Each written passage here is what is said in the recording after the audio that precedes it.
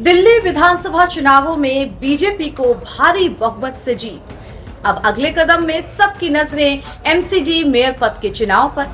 तो क्या इस बार भी आम आदमी पार्टी के हाथ से फिसल जाएगी बाजी?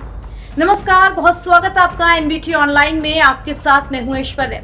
दिल्ली विधानसभा चुनाव में बीजेपी को भारी बहुमत से जीत हासिल हुई है और इसके बाद सबकी नजरें आगामी एमसीडी यानी कि दिल्ली नगर निगम के मेयर चुनाव पर हैं, जो इस बार बेहद दिलचस्प होने की उम्मीद जताई जा रही है। मेयर चुनाव में 250 निर्वाचित पार्षदों के साथ साथ 10 सांसद हैं, जिनमें 7 लोकसभा के और 3 राज्यसभा के हैं। इनके साथ ही 14 नामित विधायकों, जो पक्ष और विपक्ष के विधायकों के अनुपात के अनुसार होते हैं, इनका भी वोट होता है। अगर मौजूदा स्थिति की बात करें तो 113 पार्षद और 7 सांसद जो कि बीजेपी के हैं, तो वहीं 3 राज्यसभा सांसद आम आदमी पार्टी के हैं। और विधायकों की संख्या भर की बात करें तो बीजेपी के 9 से 10 विधायक ही मेयर चुनाव में वोट कर पाएंगे। वहीं दिल्ली में बीजेपी और आम आदमी पार्टी के 11 पार्षद इस बार विधानसभा जाएंगे। बीजेपी के 8 पार्षदों ने विधानसभा चुनावों में जीत दर्ज कर ली है, तो आप के 3 पार्षदों ने विधानसभा चुनाव जीता है, जबकि एक मनोनीत पार्षद इस बार जीतकर विधानसभा पहुंच चुके हैं। हाल ही में हुए विधानसभा चुनाव में बीजेपी ने शानदार जीत दर्ज की और आपके कई शीर्ष नेताओं को उन्होंने हराया। अब बीजेपी की नजर आगामी एमसीडी के मेयर पद के चुनाव पर है, जहां उनका लक्ष्य इस मेयर पद पर कब्जा करने का ही है। 31 मार्च को मौजूदा मेयर का कार्यकाल समाप्त हो रहा है और इसके बाद नए मेयर पद का चुनाव होगा, यानी कि 1 महीने का लगभग वक्त बचा है। इस बार कांग्रेस के पार्षद भी मेयर चुनाव में अहम भूमिका निभा सकते हैं। पिछले मेयर चुनाव में कांग्रेस ने चुनाव का बहिष्कार कर दिया था। यदि इस बार भी कांग्रेस बहिष्कार करती है तो मुकाबला बेहद कांटे का हो सकता है। कांग्रेस के पार्षदों की संख्या यहां भले ही कम हो, लेकिन वो निर्णायक भूमिका में रहेंगे।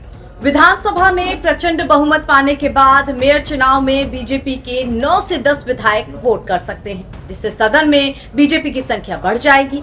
अब बीजेपी की पूरी कोशिश रहेगी कि वो एमसीडी में भी अपना मेयर बनवा ले। इस बार कई पार्षद विधायक बने हैं, जिसका मेयर चुनाव पर सीधा असर हो सकता है, लेकिन ये कहना मुश्किल है कि असर किस हद तक दिखेगा। हालांकि ये देखना दिलचस्प भी होगा कि नया समीकरण जो कि मेयर चुनाव को प्रभावित करेगा, वो किस तरह का बन रहा है। वर्तमान में आपके पास निगम में 119 और बीजेपी के पास 113 पार्षद हैं, जबकि कांग्रेस के पास केवल 7 हैं। इस समय समीकरण इस प्रकार बन रहे हैं कि आपके पास नगर निगम में बहुमत है, लेकिन यदि 11 सीटों के लिए उपचुनाव होते हैं तो स्थितियां बदल भी सकती हैं। राजनीतिक विश्लेषक ये कहते हैं कि आपको कम से कम 3 सीटें जीतनी होंगी ताकि वो निगम में अपनी सत्ता को फिर से काबिज कर सके। विधानसभा में प्रचंड बहुमत पाने के बाद मेयर चुनाव में बीजेपी के 9 से 10 विधायक वोट कर सकते हैं, जिससे सदन में बीजेपी की संख्या बढ़ जाएगी। अब बीजेपी की पूरी कोशिश रहेगी कि वो एमसीडी में भी अपना मेयर बनवा ले। इस बार कई पार्षद विधायक बने हैं, जिसका मेयर चुनाव पर सीधा असर हो सकता है, लेकिन ये कहना मुश्किल है कि असर किस हद तक दिखेगा।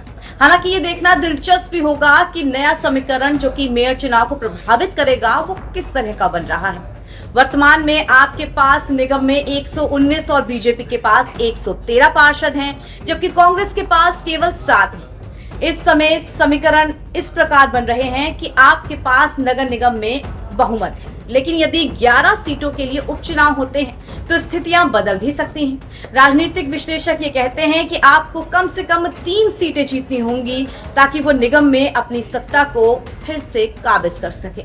यहाँ आपको बता दें कि दिल्ली एमसीडी में मेयर का कार्यकाल 1 वर्ष का होता है। मेयर चुनाव में 250 निर्वाचित पार्षद, 7 लोकसभा सांसद, 3 राज्यसभा सांसद और विधानसभा अध्यक्ष द्वारा नामित 14 विधायक वोट करते हैं। कुल 274 मतों में से 138 मत हासिल करने वाला उम्मीदवार मेयर चुना जाता है। आगामी मेयर चुनाव में विभिन्न दलों की रणनीतियां और गठजोड़ महत्वपूर्ण भूमिका निभाएंगे। विधानसभा चुनाव के नतीजों के बाद एमसीडी में सत्ता संतुलन कैसा बनता है, ये देखना काफी दिलचस्प होगा। मेयर चुनाव के नतीजे दिल्ली की राजनीति की दशा और दिशा दोनों को प्रभावित करेंगे, इसमें कोई दो राय नहीं। तो ये थी राजनीति पर हमारी इस वक्त की दिल्ली मेयर पद को लेकर के व्याख्या। ऐसे ही देश दुनिया की तमाम राजनीतिक हलचलों के लिए आप बने रहिए एनबीटी ऑनलाइन के साथ।